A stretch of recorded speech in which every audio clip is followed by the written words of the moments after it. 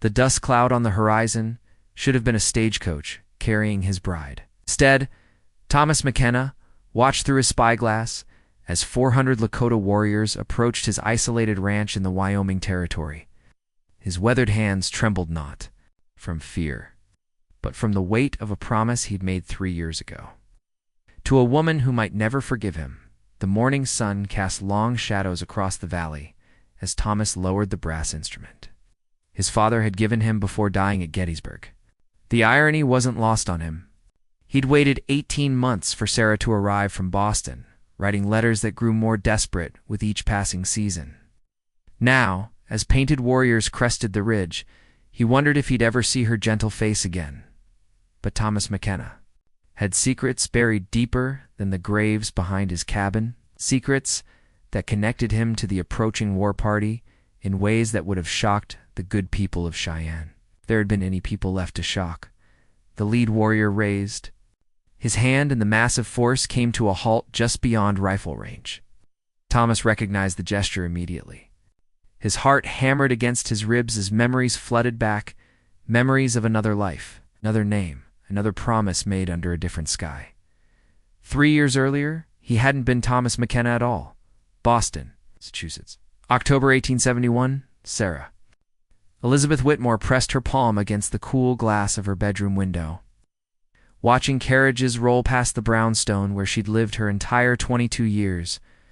In her other hand, she clutched a letter that had arrived that morning, the 7th from a man named Thomas McKenna, who owned a ranch in Wyoming Territory. The western sky stretches forever here, his latest letter read in careful handwriting. There's a peace in the vastness that I think you'd understand. A place where the past can't follow, where two people can build something honest and true. Her fingers traced the words. Thomas wrote like a poet trapped in a rancher's body, describing sunsets that painted mountains purple and streams that sang. Lullabies to sleeping cattle. Oh. But it was what he didn't write that captured her imagination. The silence. Between his words that spoke of loneliness so profound it echoed in her own heart, Sarah had been corresponding with Western men for 6 months, each letter a lifeline thrown toward a different future. Boston society had branded her a spinster at 22, educated and too particular for the young men who courted proper ladies. She read philosophy and poetry, spoke her mind at dinner parties, and committed the unforgivable sin of having opinions about politics and women's suffrage. Sarah, dear, you simply must stop this foolishness, her mother had pleaded that very morning. Mr. Ashford has expressed renewed interest despite your eccentricities. He's willing to overlook your age and your unfortunate tendency toward independent thought.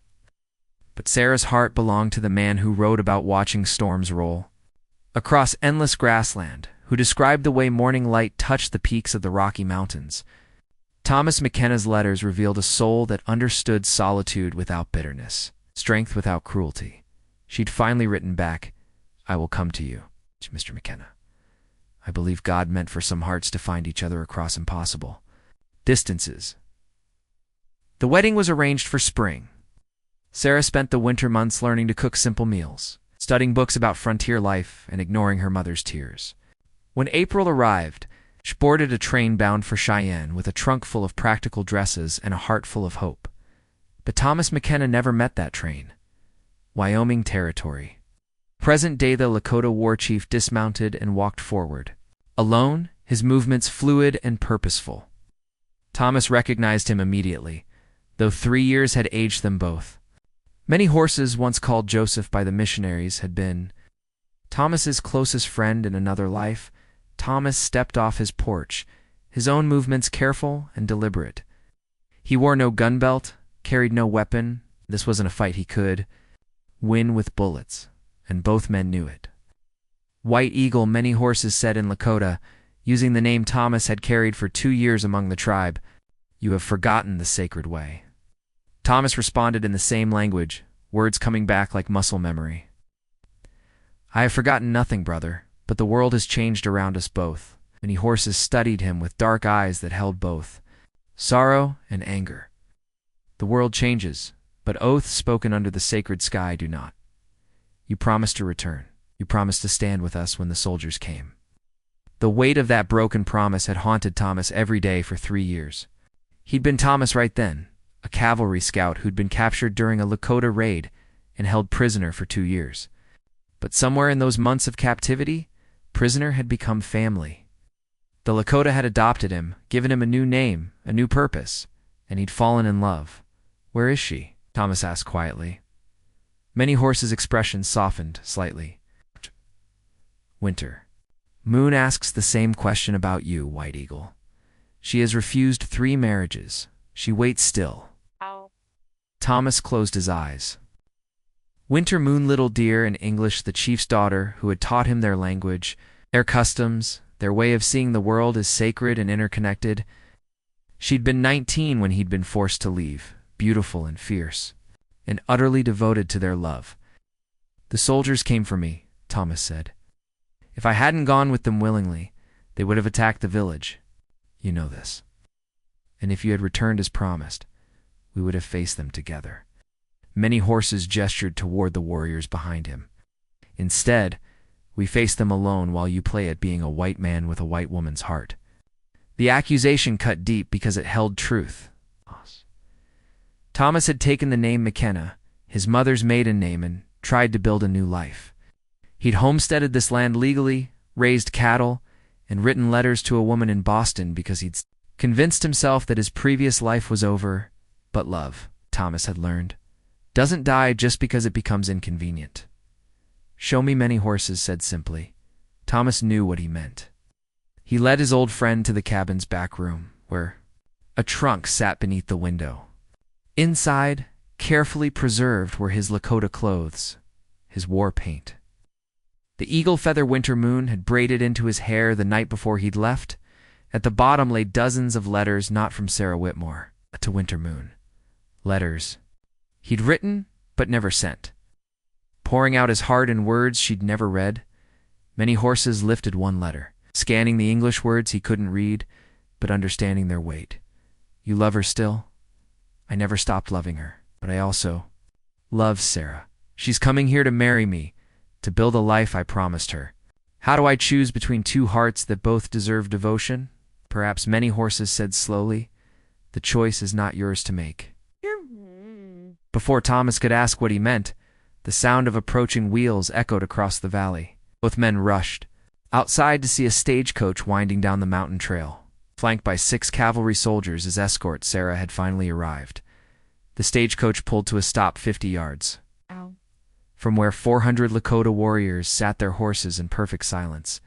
The cavalry sergeant jumped down, his hand on his pistol grip, taking in the scene with growing alarm. "Mr. McKenna," he called.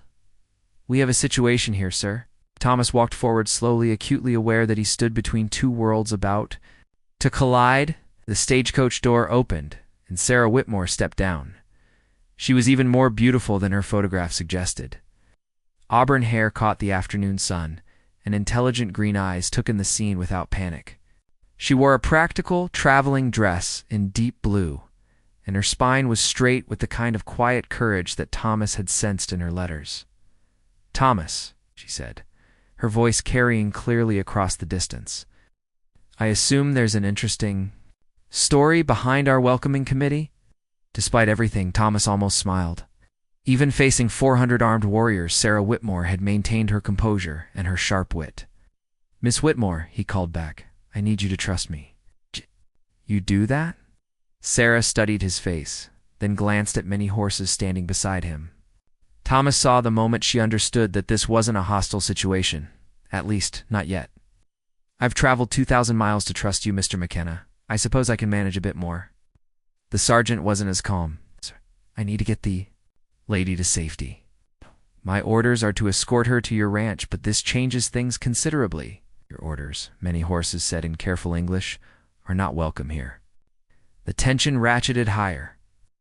Thomas could feel the situation balanced on a knife's edge. One wrong word, one sudden movement, and blood would spill across his valley. Sergeant Thomas said, "I need you and your men to return to your horses." "Leave Miss Whitmore here, sir?" "I can't. You can, and you will." Thomas's voice carried authority from his years as a cavalry scout. "This is my land, and these are my guests. Miss Whitmore will be safe. The sergeant looked from Thomas to the silent warriors, clearly calculating odds he didn't like. But something in Thomas's tone convinced him. He remounted reluctantly, leading his men back up the trail. Sarah walked forward until she stood beside Thomas, her chin raised with determination. Perhaps you could introduce me to your friend? Many horses studied her with curiosity. This white woman showed no fear, no judgment, allied the kind of quiet strength his own people valued. Sarah Whitmore, Thomas said carefully. This is Many Horses. He and I, we have a shared history. You want me to what? Thomas asked. Trust us, Wintermoon said simply. Trust that love can find a way, even when honor seems impossible. The next morning, Captain Morrison rode into Thomas's yard at precisely noon, accompanied by 20 soldiers. He expected to find either a surrender or the beginning of a fight. Instead, he found something unprecedented in his military experience. Thomas McKenna stood in front of his cabin wearing traditional Lakota clothing, buckskins, decorated with beadwork, eagle feathers in his hair, wore paint on his face. Beside him stood Winter Moon in her finest dress, and Sarah Whitmore in a simple white gown that had been her traveling outfit the day before.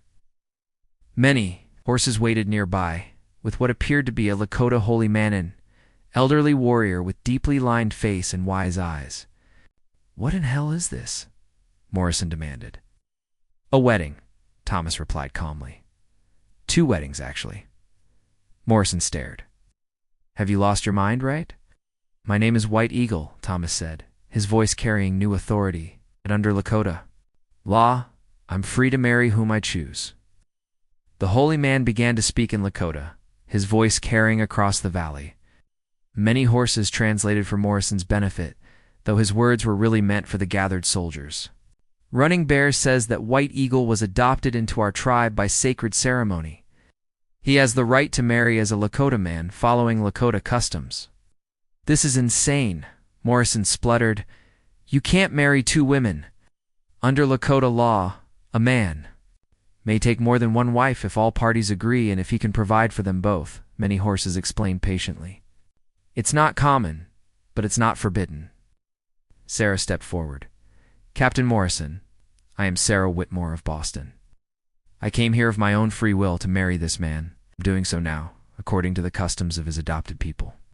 Winter Moon spoke in English, her words careful but clear. I am Winter Moon, daughter of Chief Standing Bear. This man promised to marry me 3 years ago. I claim that promise now. Morrison looked from one woman to the other, clearly trying to process what he was seeing. Miss Whitmore, surely you can't agree to this ... arrangement. Sarah's voice was steady. Captain, I've traveled 2,000 miles to marry a man I know only through letters. Yesterday I discovered he has a past I knew nothing about, including a woman who loves him deeply. Today I'm choosing to trust that love shared is stronger than love hoarded. The holy man continued his ceremony, blessing both unions according 2 traditions older than the United States government.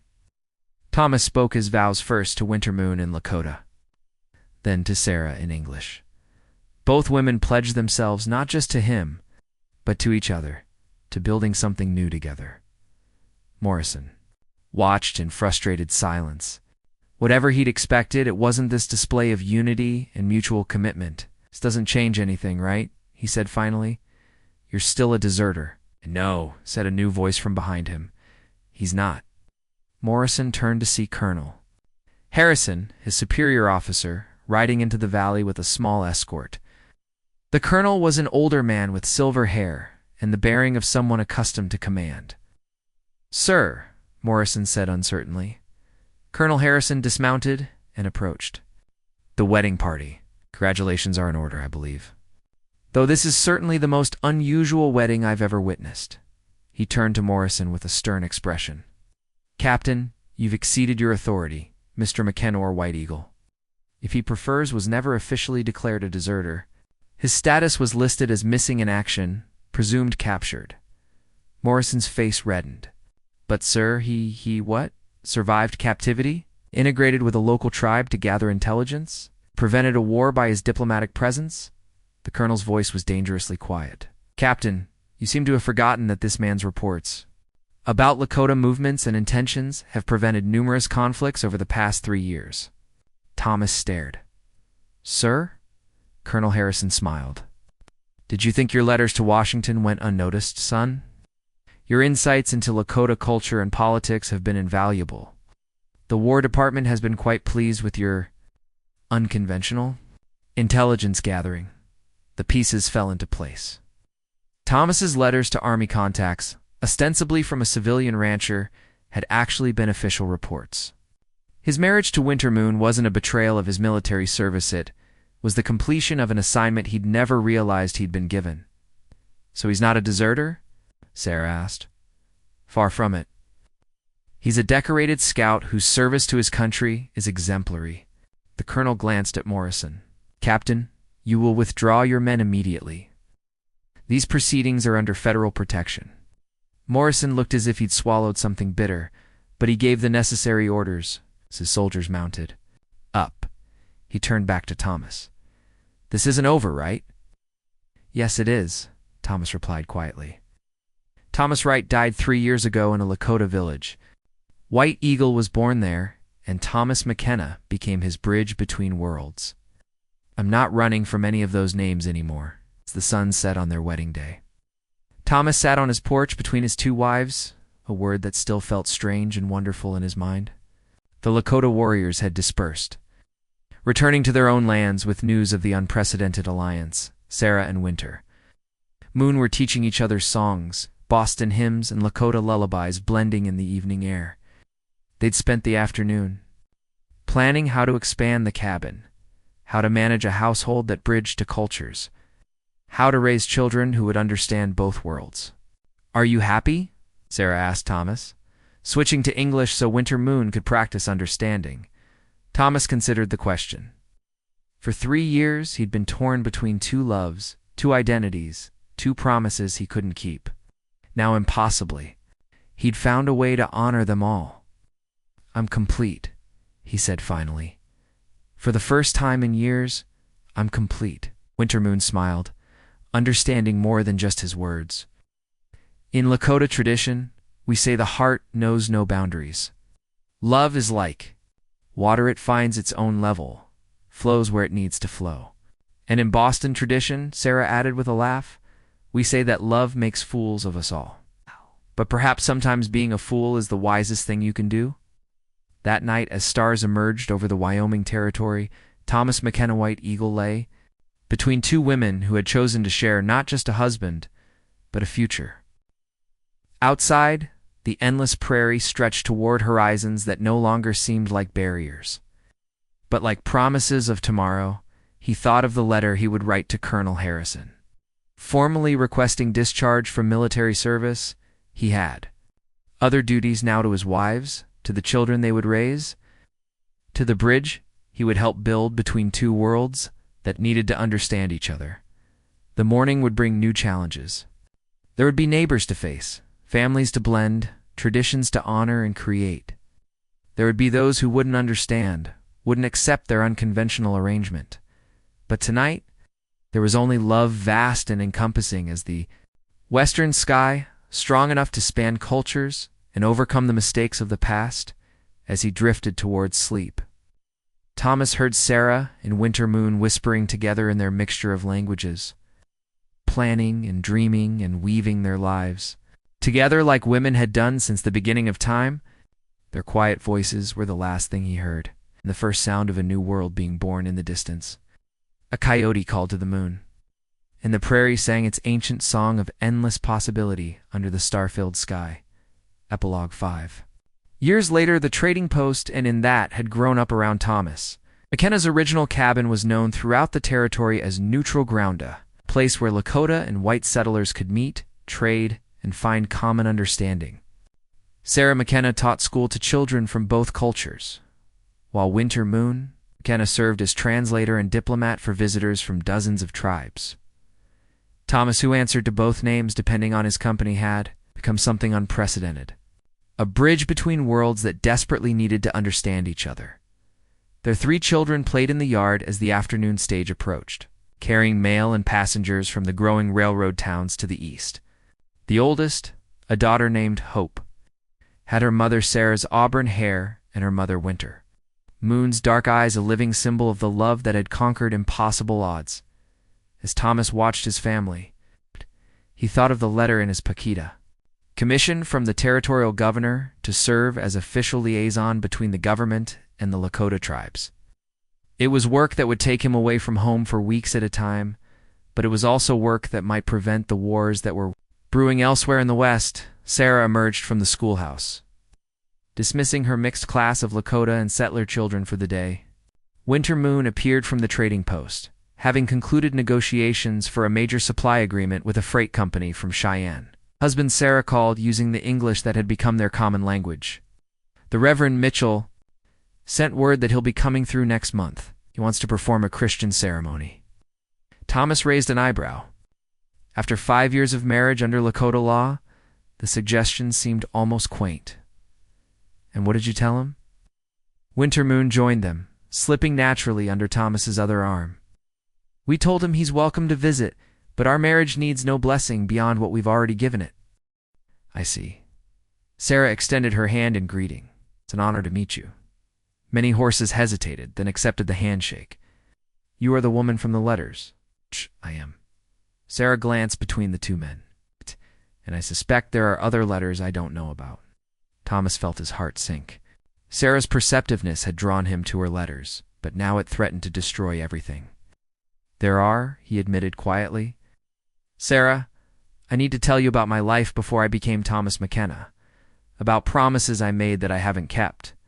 And I need to tell you about Winter Moon, Many Horses added, his English more confident now, about the woman who waits for White Eagle to return.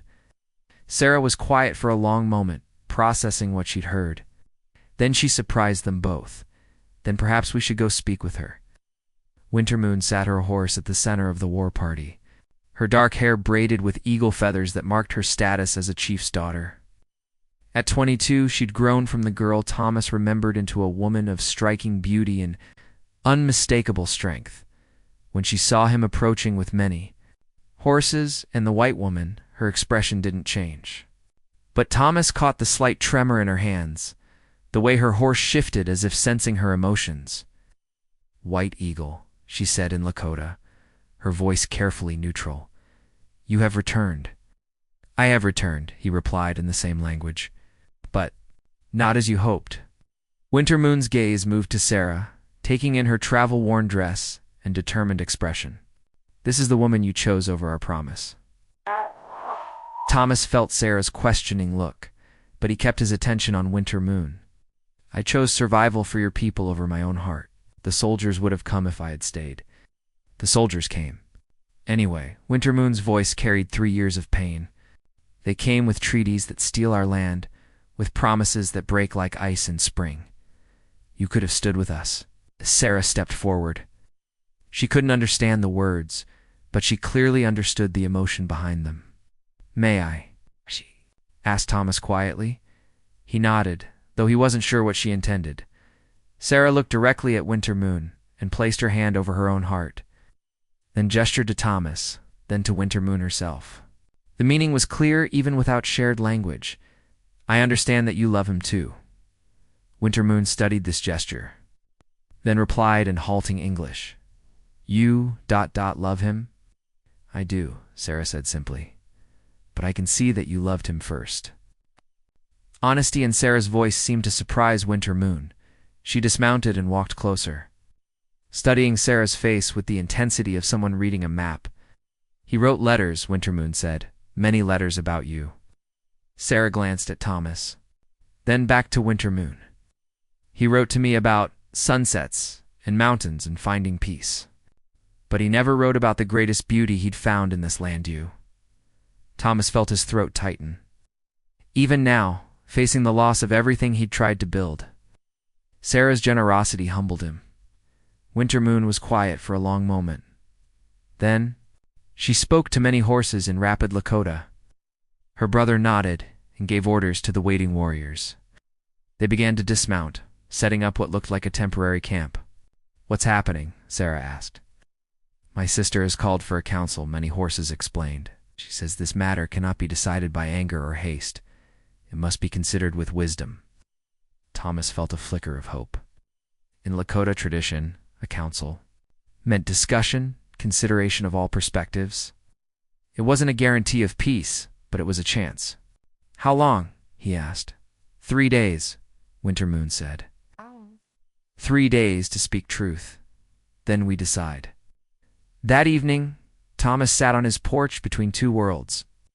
Sarah had insisted on preparing dinner for everyone, somehow managing to stretch his modest supplies into a meal that fed a dozen people. Wintermoon had accepted the invitation to eat inside, though most of the warriors preferred to camp under the stars.